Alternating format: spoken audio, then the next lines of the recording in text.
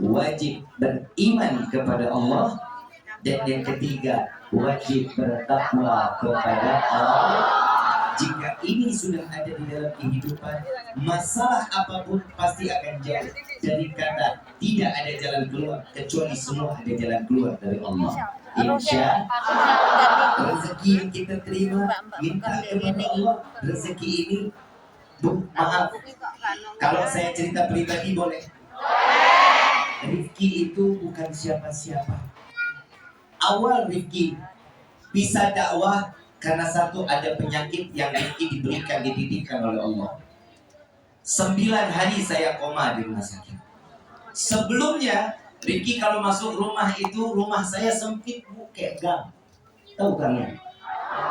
Rumah depannya jalanan besar, tapi buka pintu ke belakangnya itu masuknya miring. Gak bisa masuk lurus, miring. Kenapa? Karena ruang tamunya sempit.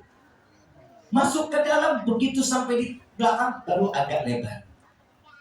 Ini seorang Rifki yang dari dulunya yang namanya orang tua. Demi Allah bu, saya bangga saya memiliki seorang yang namanya orang tua, ibu seperti ibu saya. Mama luar biasa buat mendidik saya, sangat luar biasa.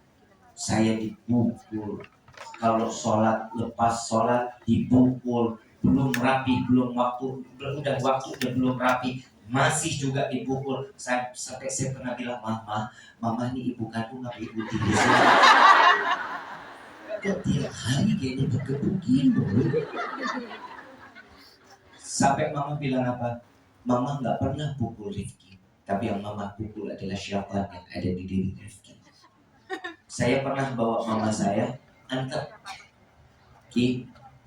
anterin mama, kita cari rezeki.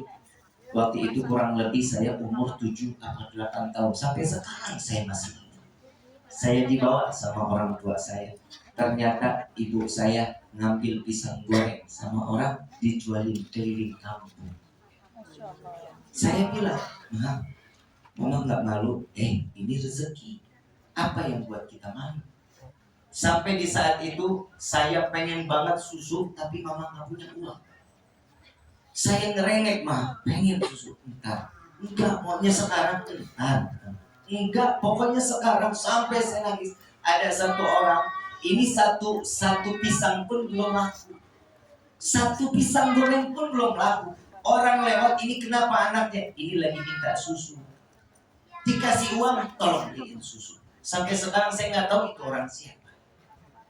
Dan sampai akhirnya Allah berikan saya satu ujian besar di dalam hidup. Dan saya cuma minta kepada Allah, dan ini diajarkan oleh guru-guru kami.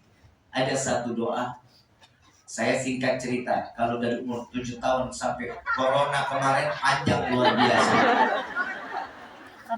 Karena saya baru merasa nikmat hidup selepas corona.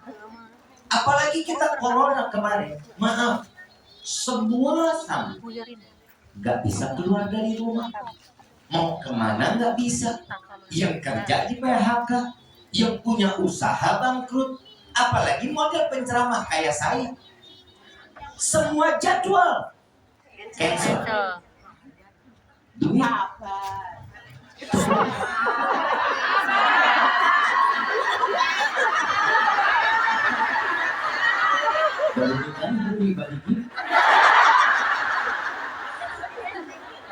tapi saya jujur, saya yakin karena saya punya Allah. Saat itu, saat corona, semua kita merasakan masalah rezeki itu pengurangan, bukan ditutup, pengurangan. Saya betul-betul nggak punya uang, tapi maaf, rezeki Allah nggak pernah tutup. Betul? Waktu saat corona, makan sarapan berikutnya masih makan? Siang masih makan? Sore masih nyemil? Malam masih makan? Tengah malam masih nyemil? Mana yang ditutup rezekinya sama Allah? Semuanya masih Allah buka. Yang kita pikirin kan apa? Duit. Wah, duit. Bahasa bagus apa? Apa? Duit. Bahasa saya sama saya.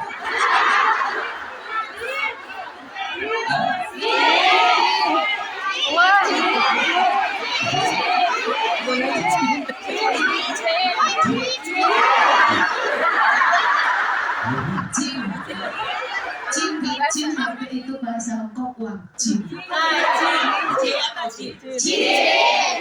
Jin.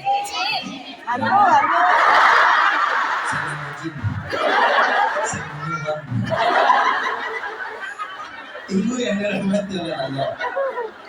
Dan saat corona itu Allah berikan saya teguran luar biasa. Mobil ditarik leasing. Saya lagi nikmat-nikmatnya ngerasain kehidupan. Enak kok, mobil Alfa. Duduk nyaman. Kan dulu. Mobil ditarik leasing. Kenapa? Udah gak mampu bayar. Saya sudah gak mampu bayar. Tapi saya yakin saya punya Allah. Begitu saya datang satu sholawat Nabi SAW malam Jumat, saya punya guru waktu itu memperbolehkan saya pulang jam 8 malam. Biasanya saya nggak pernah boleh jam 8 malam, jam 3, jam 4 baru boleh pulang. Jam 8 malam saya ingin sama guru saya boleh pulang. Syukur sama Allah, alhamdulillah. Ini ada acara di mana ya? Saya tanya sama teman, lagi di mana? Musola dekat rumah ini. Karena saya Dewan Guru Majelis Rasulullah yang ada di Kabupaten Kuningan, waktu itu saya diizinkan untuk lewati perbatasan yang ditutup. Saya diizinkan mau kemana aja boleh diizinkan. Karena alasan karena saya dikasih satu urusan untuk menenangkan masyarakat yang ada di Kabupaten Kuningan. Saya boleh keliling kemana-mana. Saya datang ke musola itu. Saya bilang, inilah keutamaan. Kalau orang sudah bersyukur, sandaran kepada Allah, Allah kasih jalan keluar. Amin. Saya datang ke musola itu. Salah satunya ada anak umur 25 tahun. Waktu itu, ini anak umur 25 tahun. Ini anak seorang miliarder. 25 tahun baru kerja 6 tahun. Dari umur 19 tahun, kerja 6 tahun jadi seorang miliarder. Saya bilang, saya tanya, kerjanya apa? Jualan masker. Cuma jualan masker jadi miliarder. Saya bilang lagi, gak masuk akal. Tapi rezeki pernah ketukar gak? Saya bilang di musola itu, selesai saya bagi tausiah 20 menit, saya bilang, ayo dong main ke rumah, jangan ambil ilmu kuburan. Tahu ilmu kuburan? Maunya didatengin, kedatengin nggak mau. Kuburan kan begitu. Maunya diziarahin aja, dia nggak pernah mau datengin kita. Seru juga sih kalau didatengin. Buka pintu nggak kena kuburan, loncat.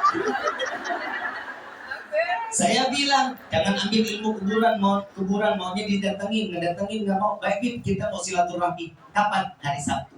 Waktu itu kejadian malam Minggu. Baik, saya mau tanya, mau ngopi apa?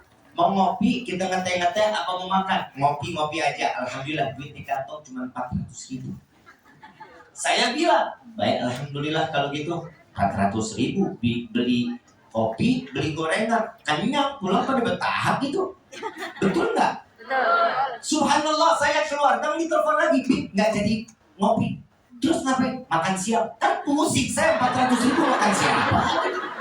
Saya bilang, ya Allah, mudah-mudahan 400 bisa jadi makanan berkah yang bisa menghidupin orang. Saya niat mau ngasih makan orang.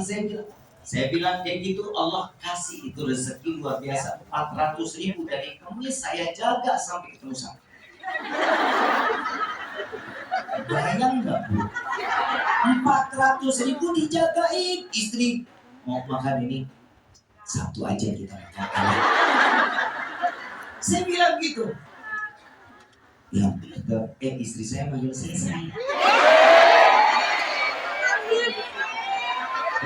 Gimana nggak sayang orang manggil begini? Ya, kan bosan ya makan telur mulu anaknya. Muhammad Saya Anas bilang, Kubai. nggak apa-apa. Ntar keluarnya juga jadi ayam itu. Alhamdulillah, semua berjalan lancar, ketemulah hari Sabtu. Begitu Sabtu, beli lagi gurame goreng, beli sop. Tamu datang, pikir saya yang saya kasih makan 4 atau 5 orang. Ternyata dia bawa 12 orang. Ibu kebayang 400.000 ngasih makan orang 12 orang, kan gak masuk akal. Saya pribadi nggak ketelan, saya makan nyendok nasi saya nggak mau, biar mereka pada makan. Ya Allah, tolong nasinya tambahin lagi. Saya suruh Allah yang nambahin, saya udah nggak ikut campur, udah kagak punya duit. Tapi ini janji Allah. Hairzukum ala yahtasib. Allah kasih rezeki gak bakal diduga-duga. Dari mana aja Allah kasih? Itu yang pada makan sampai pada nambah, saya yang deg-degan. Ya Allah, mana nambah lagi ya Allah. Sadis ini orang. Begitu selesai, saya yang namanya Tuan Habib belum makan. Udah, tadi saya duluan, padahal belum. Saya melihat aja udah kenyang saya. Begitu selesai, ngopi di depan, bikinin kopi, bikinin teh, ngobrol. Dia tegur saya, Habib waktu itu kalau nggak salah punya mobil Alphard warna hitam. Luka lama dikorek kembali. Sakit loh hati lo. Saya bilang, kok tahu? Iya. Saya kan waktu itu pernah lihat Habib pakai mobil Alphard. Itu kemana Habib? Ditarik leasing. Saya bilang, kenapa? 7 bulan saya nggak bayar. Terus dia bilang, emang Habib mau ganti apa? Saya bilang, orang kalau ditarik leasing bukan mau ganti, berarti nggak punya duit. Dia tanya mau ganti apa? Saya bilang, saya kalau ditarik leasing itu berarti orang nggak punya duit. Emosi saya.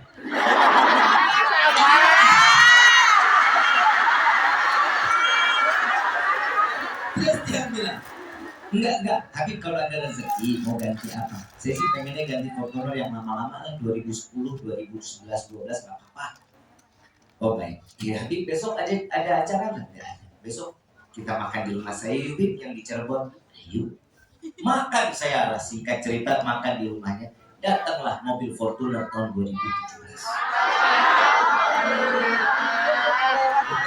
Alhamdulillah.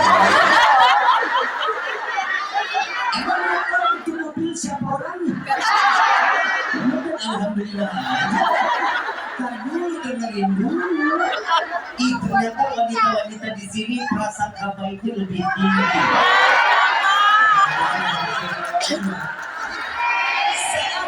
Saat dia datang, ternyata teman dari si saya punya kawan ini, Habib, di mobil begini nih bagus. Ya bagus, emang duitnya dari mana? Orang harga masih 400 juta. Saya bilang orang nggak punya duit. Ternyata Allahumma, coba Habib cek dulu lihat. Saya lihat bagus, saya bilang gitu. Itu mobilnya jalan lagi. Ini mobil begini. Ya harapan hampa. Makanya jangan alhamdulillah dulu. Kan ibu belum tahu ceritanya. Alhamdulillah aja.